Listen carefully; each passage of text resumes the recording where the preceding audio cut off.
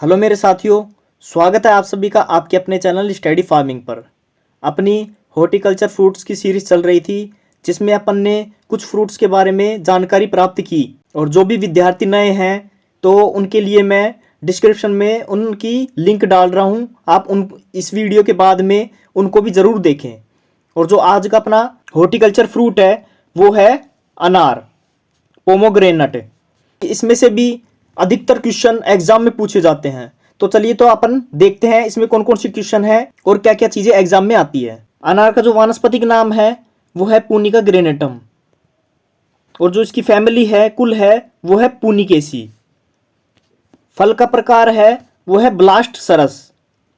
Blast सरस मतलब जो berry का एक रूपांतरित प्रारूप होता है, इसलिए इसे ब्लास्ट सरस कहते हैं। उत्पत्ति स्थान की बात करें तो वो है अफगानिस्तान। मतलब कि सबसे पहले जो अनार का जो उत्पादन किया गया था, सबसे पहले जो अनार को उगाया गया था वो अफगानिस्तान में उगाया गया था। आगे बात करें खाने योग्य भाग की तो वो है जूसी सीड कोट, यानी कि इसे एरिल भी कहते हैं। जूसी सीड कोट नाम से ही आपको पता चल रहा होगा कि जो अनार का जो सीड वाला भाग है वो अपन खाते हैं। और सीड में भी जो सीड में बीज चोल की जो परत चढ़ी हुई होती है वो वाला भाग अपन खाते हैं। गुणसूत्र संख्या की बात करें, जो क्रोमोसोम नंबर है वो 2n बराबर 2x बराबर 18, यानी कि डिप्लॉइड गुणसूत्र पाए जाते हैं अनार में। आगे बात करें, राजस्थान में सबसे ज्यादा अनार बाड़मेर, जोधपुर, झालोर, सिरोही इत्यादि जिलों में अनार का उत्पादन किया जाता है। और भारत में सबसे ज्यादा अनार का उत्पादन जो किया जाता है वो महाराष्ट्र में किया जाता है। और देखें तो और किन किन राज्यों में अनार का उत्पादन किया जाता है तो वो है राजस्थान, उत्तर प्रदेश, यूपी, आंध्र प्रदेश, एपी और हरियाणा।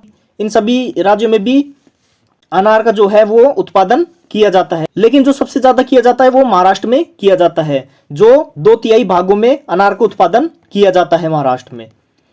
आगे बात करें तो अनार अन्य फलदार पौधे के मुकाबले सूखा सहनशील पौधा है, इसलिए अधिक गर्मी एवं शुष्क क्षेत्रों में प्रयुक्त है। मतलब कि जो अनार का पौधा है वो अधिक सूखा सहन करने वाला पौधा है, उसे कम पानी की उपलब्धता में भी उगाया जा सकता है। अगला पॉइंट देखें तो फल पकते समय शुष्क जलवायु व उच्च तापमान से फलों में मिठास बढ़ती है। मतलब कि शुष्क जलवायु और उच्च तापमान में फलों का विकास करोगे तो उसमें मिठास अधिक पाई जाएगी। अगला पॉइंट है अनार उत्पादन में भारत का विश्व में प्रथम स्थान है। मतलब कि विश्व में सबसे ज्यादा जो अनार का उत्पादन होता है वो भारत में होता है। अनार का जूसी कुष्ठ रोगियों के लिए एक लाभदायक है। मतलब कि अनार का जो खाने वाला भाग है यानी कि बीज, जिसे एरिल भी कहते हैं, उस बीज में जो बीज चोल की परत होती है उसमें बहुत सारे मिनरल्स होते हैं जो रोगियों के लिए लाभदायक होते हैं। और जो अनार का छिलके वाला भाग होता है उससे पेट संबंधित बीमारियों की दवाइयां तैयार की जाती है। आगे वाला पॉइंट अपना, इसकी छाल में टैनिन पाया जाता है। अनार में टीएसएस की जो मात्रा है, टोटल सस्पेंडेड सॉलिड की जो मात्रा है कुल घुलनशील ठोस पदार्थ की, वो 14 से 16 डिग्री ब्रिक्स है।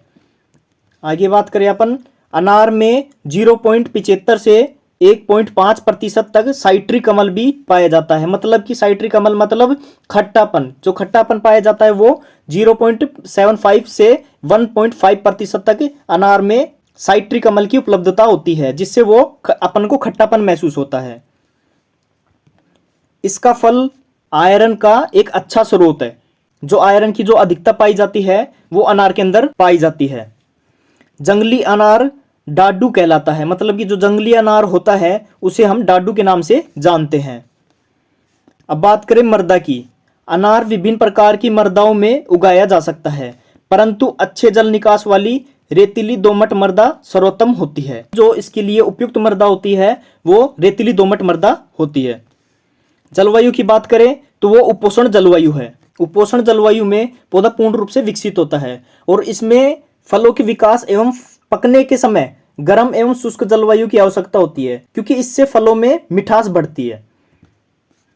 अब बात करें उन्नत किस्मों की, तो मैंने कुछ उन्नत किस्में ली है जो अक्सर एग्जामों में पूछी जाती है, सिर्फ मैंने वही ली है। चलो तो अब उनके बारे में थोड़ा जान लेते हैं। जो सबसे पहली है गणेश। इस किस्म कि जो फल होते हैं वो मध्यम आकार के होते हैं और जो बीज होते हैं वो कोमल होते हैं, वे गुलाबी होते हैं। अगली जो किस्म है अपनी वो है ज्योति। जब बेसिन का संकरण ढोलका से कराया गया तो ज्योति किस्म की उत्पत्ति हुई। इसके जो बीज होते हैं वो मुलायम होते हैं और बहुत ही मीठे होते हैं इसके बीज।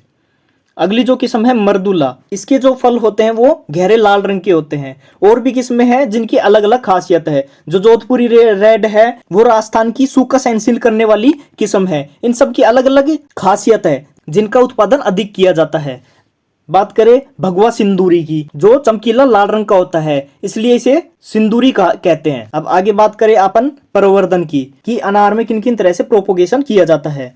अनार में प्रवर्धन कलम या गुट्टी, जिसे लेयरिंग भी कहते हैं, द्वारा किया जाता है। अब कलम में क्या होता है वो भी जान लेते हैं। जब हम कलम से प्रोपोगेशन करवाते हैं तो तब हम 5 से 6 इंच की कलम लेते हैं। और जो कलम लेते हैं वो न तो ज़्यादा पुरानी होनी चाहिए और न ही ज़्यादा नई होनी चाहिए, क्योंकि ऐसी कलम जो होती है वो आसानी से ग्रो कर जाती है। तो एग्जाम्पल के लिए समझाऊं, जैसे कि ये एक कलम है जो 5 से 6 सेंटीमीटर की है। इसमें अपन को जो पत्तियां होती है साइड से, जितनी भी पत्तियां होती है उन सबको हटा दिया जाता है, यानी कि इन पत्तियों को अपन ने हटा दिया तो ये सिर्फ एक डाली बची है। अब इसमें अपन क्या करते हैं, जो नीचे वाला पार्ट जहाँ से काटा है अपन ने, वहां पर 1 से 1 इंच का जो ऊपर की छाल होती है उसको हटा दिया जाता है चक्कू या किसी ब्लेड की सहायता से। उसको हटाने के बाद में उसके चारों ओर रूट हार्मोन का जो पाउडर होता है वो लगा दिया जाता है। फिर 70% मिट्टी ली जाती है और 30% कंपोस्ट ली जाती है और इनका मिश्रण करके एक गमले में इसको रोपित कर दिया जाता है और 15 दिन के अंदर इसमें पौधा ग्रो करने लग जाता है। और एक और बात, जो ये कलम अपन ने ली है, जो इसमें प्रॉपर रूट सिस्टम होता है उसे डेवलप होने में कम से कम 50 से 60 दिन का समय लेता है, जो पूर्ण रूप से डेवलप हो जाता है। फिर अपन इसे चाहे तो जमीन में लगा सकते हैं। ये अपना कलम प्रोपोगेशन हो गया, यानी कि प्रवर्धन कलम मेथड हो गया।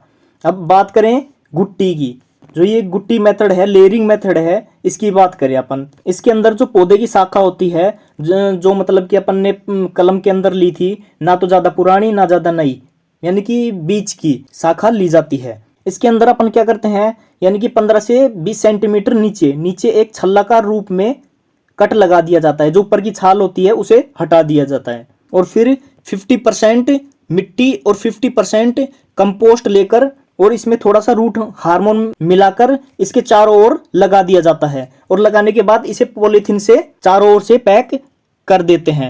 लगभग 15 से 20 दिनों बाद अपन देखेंगे कि इसमें जो जड़ें हैं वो निकलने शुरू हो जाती है। और जैसे ही जड़ें निकलने शुरू हो जाती है तो अपन इसको यहाँ से थोड़ा सा नीचे से कट करके दूसरी जगह पे रोपित कर देते हैं। इसे अपन गुट्टी या लेयरिंग मेथड कहते हैं। आगे बात करें, अगला जो अपना पॉइंट है वो है जुलाई अगस्त रोपण का उपयुक्त समय है। जो अपन रोपण करते हैं, जो मैंने अभी बताया कि रोपण करना चाहिए, वो समय जुलाई अगस्त का होना चाहिए। और जो गड्ढे का आकार रखते हैं पौधरोपण करने में, जो गड्ढे का आकार रखा जाता है, लंबाई गुणा चौड़ाई गुणा ऊंचाई रखी जाती है, वो 75 × 75 × 75 सेंटीमीटर की रखी जाती है। और बात करें आपसी दूरी की, कि आपसी दूरी रखी जाती है वो R/P वो 5 × 5 मीटर, यानी कि कतार से कतार, पौधे से पौधे की दूरी 5 × 5 मीटर रखी जाती है। आगे बात करें, अनार के पौधे में रोपण के 3 वर्ष बाद फलन लगते हैं, मतलब कि 2 से 3 वर्ष के बाद में पौधे पर फल लगना शुरू हो जाते हैं। अब बात करते हैं बहार उपचार की, कि कौन से बहार में कौन सी किस्में उगानी चाहिए। सबसे पहली जो अपनी है मरग बहार। इस बहार के अंतर्गत वे किस्में आती हैं जहां मतलब कि पानी की जो उपलब्धता है वो प्रचुर मात्रा में, मतलब कि न के बराबर पानी है, वहां पर मरग बहार के किस्मों का उपयोग किया जाता है। और जहां पर पानी पर्याप्त मात्रा में उपलब्ध हो जाता है वहां पर अम्बे बहार की किस्में उगाई जाती हैं। अब बात करें इनकी पुष्पन की और फलन की, कि कब पुष्पन आते हैं और कब हमें हार्वेस्टिंग यानी कि फलन की प्राप्ति होती है। जो सबसे पहला है मरग बहार, इसमें जो पुष्पन होता है वो जुलाई अगस्त में देखने को मिलता है। और जो हमें फलन की प्राप्ति होती है, हार्वेस्टिंग जो हम करते हैं, वो नवंबर से दिसंबर के माह में करते हैं। जो अपना मध्यम का जो बहार है हस्त बहार, इसमें जो पुष्पन शुरू होते हैं वो अक्टूबर से नवंबर के माह में होते हैं, और जो हार्वेस्टिंग करते हैं अपन वो फरवरी से मार्च के माह में करते हैं। अपना जो लास्ट का बहार है जिसमें मतलब कि पानी की जो उपयुक्त उपलब्धता हो, तो अम्बे बहार का उपयोग किया जाता है। और इसमें जो पुष्पन जो शुरू होते हैं वो फरवरी मार्च में शुरू हो जाते हैं, और जो फलन जो हमें फल की प्राप्ति होती है, फलन होता है, वो जुलाई अगस्त में होता है। अब आगे बात करें उपज की। पूर्ण विकसित अनार के पौधे से 60 से 120 फल प्राप्त किए जा सकते हैं। मतलब कि जो एक पौधा है उससे लगभग 60 से 120 फल प्राप्त किए जा सकते हैं। अब बात करें अनार में लगने वाले महत्वपूर्ण रोगों की, कि अनार में जो कौन कौन से रोग लगते हैं।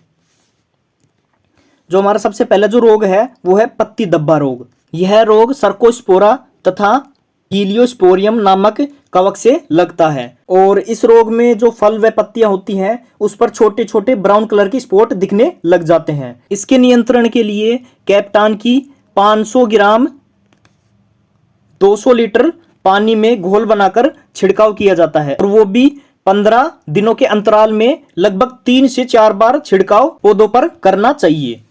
अगला जो अपना रोग है वो है फल फटना। इसका प्रमुख कारण कार्य की विकार, अनियमित सिंचाई, बोरोन की कमी, तापक्रम में उतार चढ़ाव के कारण फल फटना रोग अपन को दिखता है।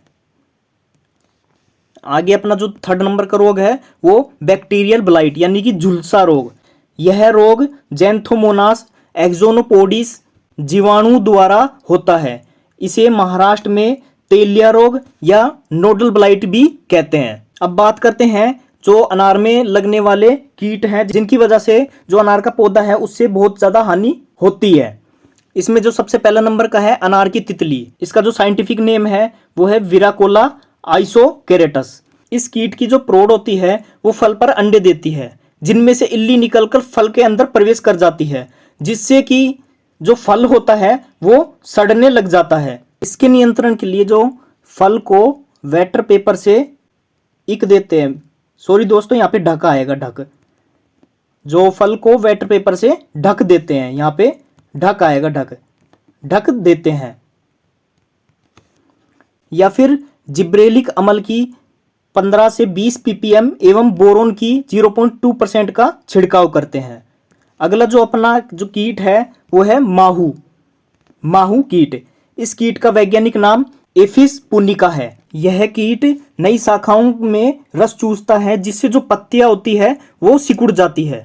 इसके नियंत्रण के लिए डाइमिथोट 30 की का 2 मिलीलीटर जो मात्रा है प्रति लीटर पानी में घोलकर छिड़काव करते हैं, जिससे कि इस पे नियंत्रण पा सके। तो दोस्तों ये थी अपनी अनार से रिलेटेड कुछ जानकारियां जो इस वीडियो में आपको दी गई है। और अगर आपको ये पीडीएफ चाहिए तो मैं डिस्क्रिप्शन में टेलीग्राम की लिंक दे रहा हूं, आपको वहां पर जाना है और सर्च में पोमोग्रेनेट लिख देना और आपको ये पीडीएफ आसानी से प्राप्त हो जाएगी। और जो भी विद्यार्थी मेरे नए हैं तो दोस्तों प्लीज सब्सक्राइब कर दीजिए, क्योंकि मैं बहुत मेहनत करके आपके लिए ये वीडियो बनाता हूं, हर एक पॉइंट को देख देख कर आपके लिए बनाता हूं। तो प्लीज आप सपोर्ट करिए, क्योंकि आपकी सपोर्ट ही मेरी ताकत है। धन्यवाद।